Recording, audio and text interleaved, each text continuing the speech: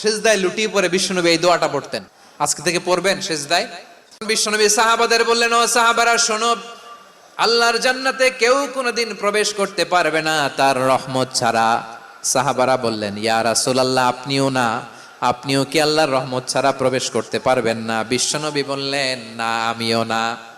আমি বিশ্বনবীও আল্লাহর জান্নাতে আল্লাহর রহমত ছাড়া ঢুকতে পারবে না, তবে কিয়ামতের দিন আল্লাহর রহমত আমার চারদিকে বেষ্টনী দিয়ে থাকবে। আল্লাহ বলছেন, আমি হচ্ছি আল মালিক। আমি কি? মানে সম্রাট। আল মালিক মানে হচ্ছে দ্য কিং অফ কিংস, সব রাজার বড় রাজা, মহারাজা। তার চেয়ে বড় রাজা আর কেউ নাই, তার চেয়ে বড় সম্রাট আর কেউ নাই, তার চেয়ে বড় ক্ষমতাধর সত্তা মহাবিশ্বে দ্বিতীয় কেউ নাই। চিৎকার করে বলেন ঠিক কিনা? তিনি আল মালিক। আল মালিক মানে ক্ষমতাধর, ক্ষমতার মালিক। আমার আল্লাহর আরেকটা